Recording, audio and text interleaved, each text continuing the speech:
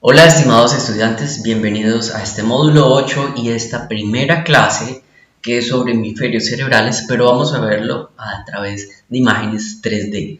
Este es un programa muy bonito que es Complete Anatomy. Pueden encontrar la versión demo que dura 3 días nomás o pueden buscar también la versión completa y pagarla que está alrededor de $30 aproximadamente. Cara dorsolateral del cerebro, ya vimos las principales circunvoluciones, los lóbulos y algunas funciones corticales, unas estructuras corticales que tienen una función específica. Hoy vamos a volverla a ver, vamos a repasar y luego vamos a hablar de síndromes neurológicos para correlacionar todo lo anatómico aprendido. Aquí para allá vamos a hacer todo eso y apoyado en imágenes 3D. Muy bien, entonces, primero que todo, los lóbulos frontal, parietal, occipital y temporal. Recuerden que el lóbulo frontal es el más grande, seguido del temporal, luego viene el parietal y por último el occipital. ¿Por qué les digo que el frontal es más grande? Usualmente en todas las imágenes de atlas y libros de anatomía van a ver que ustedes la cisura central la colocan casi en la mitad, pero ella está un poco más posterior, que sería esta aproximadamente. Nos vamos a guiar de esta manera. ¿Cómo?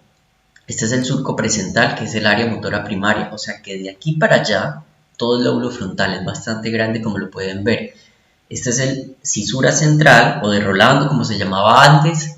Este es giro precentral y aquí tendríamos entonces el giro postcentral, que sería el área sensitiva primaria. Todos estos dos giros, tanto el giro presental y postcentral, forman lo que conocemos como el homúnculo cerebral. Luego, aquí les voy a marcar el postcentral para que lo vean. Aquí está el giro postcentral. Y nos vamos hacia el siguiente surco que encontramos, que es el surco colateral. Es el primero que se forma embrionariamente y divide el lóbulo frontal del temporal y también el parietal del temporal. Este surco también a su vez es donde empieza desde el polo anterior y termina en la parte más posterior del lóbulo temporal, termina lo que es en el giro supramarginal acá que vemos, y este al ladito que es el giro angular. Giro supramarginal y giro angular. Entonces, además, este surco colateral en la parte anterior del frontal va a enviar dos surcos o dos proyecciones, una anterior, este surco anterior, y una ascendente, esta que vemos acá, ascendente, y esta anterior que no se alcanza a ver muy bien pero está aquí abajito. Eso me divide esta parte del lóbulo temporal, del lóbulo frontal inferior, me divide en una porción órbitofrontal que junto con el polo temporal van a ejercer el control o hacer la inhibición sobre el sistema límbico, más bien un control, llamamos de un control inhibitorio sobre el sistema límbico. Luego viene el giro angular, en este giro angular, giro orbitofrontal, el giro angular donde se aloja lo que es el área de Broca, el área 45, es la encargada del habla. Y por último, esta porción de este lóbulo inferior, de este lóbulo frontal inferior, está lo que es el conocida como el opérculo, ¿sí? Que tiene que ver con toda la lengua y boca, y lesiones aquí pues producen disartrias en las personas. Luego, siguiendo hablando, continuando con el lóbulo frontal, que es bastante grande y tiene muchas funciones, a su vez también tiene dos surcos, el surco frontal superior y el surco frontal inferior, y divide el lóbulo frontal en un lóbulo frontal superior, en uno medio y en uno inferior, que es el que acabamos de ver. Volviendo al giro central, precentral y postcentral, justo antes del giro precentral está el área motora accesoria, que es el área 8 de Brodmann, de la clasificación de Brodmann, encargada de los movimientos oculares horizontales conjugados. Entonces una lesión acá va a generar limitación sobre un movimiento unidireccional horizontal, ya sea derecha o izquierda, de acuerdo a la lesión. Después de del giro central viene el lóbulo parietal, este que vemos acá. Les voy a marcar otra vez les voy a marcar aquí el giro postcentral, Y este es todo el lóbulo parietal. Recuerden entonces el área primaria sensitiva y todo lo que tiene que ver con memoria sensitiva está aquí en el parietal. Temporal, lóbulo temporal. Vamos a marcarle el lóbulo temporal para que vean lo grande que es. Es un lóbulo bastante grande si lo comparamos con el frontal. Aquí está el frontal. Al frontal hace parte también el giro presentral, que no lo marcan acá, pero ahí está. Lóbulo temporal. Entonces, el lóbulo temporal es el segundo más grande. Tiene dos circunvoluciones también, que es la surco temporal superior, el temporal inferior, que forma un giro temporal superior, giro temporal medio y un giro temporal inferior. En el giro temporal superior, en la parte posterior, recuerden que está el área de Wernicke, que es el área de sensibilidad sensitiva del lenguaje, o el lenguaje sensitivo, que es el lenguaje que entendemos, es entender el lenguaje que estamos hablando. Entonces, junto con el área de Wernicke, el área de Broca, más las áreas de asociación frontal, áreas motora, áreas de asociación motora que están en el frontal, áreas de asociación sensitiva que está en el parietal, ¿sí? Van a formar lo que es todo ese circuito del lenguaje. El área de Broca con la de Wernicke están conectadas por algo que se llama el fascículo arqueado, ¿sí? Y que de acuerdo al tipo de lesión yo puedo encontrar diferentes afasias. Entonces vamos a encontrar la afasia de Broca por lesiones del área de Broca, donde la persona no es capaz de hablar, tiene un lenguaje, digamos, no fluente, le llamamos un tipo de afasia no fluente, a diferencia de Wernicke, que es una afasia sensitiva, donde la persona no entiende, habla, pero no entiende lo que se le dice. Y la afasia de conducción, que es una afasia que consiste en que la persona va a tener un problema en la repetición, va a tener parafasias semánticas. Las más frecuentes son las parafasias semánticas de tipo fonémica, donde reemplazan una letra, una palabra por otra. Entonces al vaso le pueden decir tazo, pero comprenden de qué significa eso, ¿sí? Entonces, siguiendo acá, y bueno, la afasia global, que es cuando una lesión muy grande que afecta todas estas estructuras del lenguaje. Continuando entonces, el lóbulo temporal en su parte inferior tiene el área encargada del reconocimiento de rostros, que es la prosopagnosia, que su lesión pues produce aprosopagnosia, y los síndromes neurológicos corticales los vamos a ver más adelante, que son muy bonitos, cómo se entienden y cómo los puedo identificar de acuerdo a la ubicación anatómica. Y por último, el lóbulo occipital, el más pequeñito que vemos acá, es bien pequeñito, y pues va a estar en comunicación con el parietal y el temporal. Anatómicamente no hay una diferencia aquí entre el temporal y el occipital, algunos llaman temporoccipital. Aquí sí va a estar la cisura calcarina, el surco parieto-occipital, este que vemos acá, porque la calcarina está en la parte medial. En la cara dorsolateral, el surco parieto-occipital, no alcanza a verse todo, se alcanza a ver un poquitico y el resto se ve en la cara medial. El lóbulo occipital, pues ya saben que es el encargado del reconocimiento de las imágenes. Está el área visual 17 y el área 18 y 19 de Brodmann de asociación visual. Muy bien, vámonos ahora para la cara inferior. Cara inferior de este cerebro que tenemos acá. Cara inferior entonces, ¿qué vamos a ver en la cara inferior? Las siguientes imágenes. Entonces, en la cara inferior vamos a ubicarla nuevamente porque aquí está.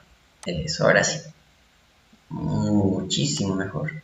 Aquí está. Esta cara inferior, entonces vamos a ver lóbulo frontal y lóbulo temporal, ¿sí? Dividido, ¿por qué? Por el surco colateral, entonces que vemos acá, o cisura de Silva en la antigua clasificación. Este surco colateral continúa por la parte basal, esta es la cara inferior o basal, continúa acá, y este otro surco que vemos acá, que es el parieto occipital. Entonces tendremos ya en la parte temporal, en la cara basal, tenemos los siguientes giros: el giro parieto occipital lateral, el giro parieto occipital medial y el giro del parahipocampo, este que vemos acá, giro del parahipocampo que termina acá en el umbus. Ahora, si nos vamos para el lóbulo frontal, encontramos el giro recto, esto que ven acá, giro recto, y los giros orbitarios, que son estos tres que vemos acá. Giro recto por donde pasa la cintilla olfatoria, que aquí no se marca, y los giros orbitarios, estos tres que vemos acá. Esta estructura es la vía visual, ¿sí? Nervio óptico está cortado, este es el quiasma óptico exactamente, y ahí la hipófisis debajo del quiasma óptico. Bueno, muy bien, esta es la cara basal. Ya cuando hablemos exactamente de tallo cerebral, vamos a ver qué es la protuberancia, la médula oblonga. Cuando hablemos del cerebelo, vamos a marcarlos y vamos a identificarlos. Pero bueno, ahí encontramos las principales estructuras en la cara, tanto dorsolateral como la cara basal, esta que vemos acá, y la dorsolateral que les acabo de mencionar. Listo, muy bien. Ahora vamos a hablar de la cara medial. Vamos a abrir este cerebro, estos dos hemisferios, y vamos a ver qué hay por dentro de ellos. Bueno, y aquí tenemos entonces la cara medial o cara mesial, que es la parte interior ya de ese hemisferio cerebral. Que vamos a ver, bueno, aquí están algunas imágenes de unas arterias, que también vamos a tener una clase de vasos sanguíneos. Entonces, frontal, esta es la parte posterior, sería el occipital, parietal. El temporal se alcanza a visualizar acá. Aquí lo que hicimos fue quitar el hemisferio, en este caso sería el hemisferio derecho, estamos viendo el hemisferio izquierdo y vemos la cara medial del temporal acá. Esta gran estructura que se ve un poquito más oscura es el cuerpo calloso, ¿sí? El cuerpo calloso, recuerden que es lo que va a comunicar un hemisferio con otro hemisferio para tener información de ambos lados. El cuerpo calloso tiene unas divisiones anatómicas que es el rostrum o rostro, este que vemos acá. Luego viene lo que es la cabeza, el cuerpo calloso, el cuerpo del cuerpo calloso y por último el esplenio. Muy bien. Por encima de él está este surco, que es el surco llamado surco del cíngulo, que pues está tapado aquí por esta arteria, y aquí está debajito entre el cuerpo calloso y el surco del cíngulo, está el giro del cíngulo, este que vemos acá, súper bien marcadito. Este giro del cíngulo es muy importante. ¿Por qué? Porque está comprometido con el sistema límbico, hace parte del sistema límbico y está encargado de comunicar todas las vías sensoriales, ya sean visuales, sensitivas y motoras y orbitofrontales, van a pasar por ahí para comunicar todas estas vías sensoriales con las emociones, con el sistema límbico. Por eso, todos nuestros estímulos sensoriales van a generar algún tipo de emoción frente a nosotros, ya sea de agrado o de desagrado. Y eso lo hace el giro del cíngulo, para eso está. Entonces la parte orbitofrontal, miren cómo se ven aquí de bien, se ve súper bien acá, y junto con el polo anterior del temporal es quien ejerce el control inhibitorio del sistema límbico. Vámonos acá al frontal. ¿Qué vamos a encontrar entonces en el frontal? Esta porción del giro de central, ¿sí? Este giro de la cisura central se alcanza a meter un poquito a la cara medial del cerebro y encontramos entonces aquí la porción final o la porción medial del giro precentral y la porción medial del giro postcentral. Algunos le llaman a esto el lóbulo paracentral. Entonces, y al giro del cíngulo, algunos le llaman el lóbulo del cíngulo también. Entonces, algunos hablan de que hay más de los cinco lóbulos que vemos entrarían entonces el paracentral y el cíngulo. Pero bueno, eso es discutido. ¿Qué encontramos en esta parte paracentral, en la parte medial? Todo el control geniturinario, el control voluntario geniturinario, el control de esfínteres, exactamente, lo vamos a hallar acá. Luego la famosa, muy conocida cisura, la cisura parietoccipital, que fue la que yo les mencioné ahorita. Esta que sí se ve, se alcanza a ver muy bien, desde la parte medial sí se ve toda la cisura parietoccipital y la cisura calcarina, esta que podemos ver acá, ¿sí? Que hay entre esa cisura, eh, entre la cisura parietoccipital y la calcarina, está el área que le llaman cuña, y por encima de la cisura parietoccipital está la precuña, esta que vemos aquí, ¿sí? Entonces, estos son los principales circunvoluciones y giros que vemos en la cara medial de este cerebro. Acá la vemos entonces en su cara dorsolateral, que ya lo vimos, y la cara medial, que ya la habíamos visto.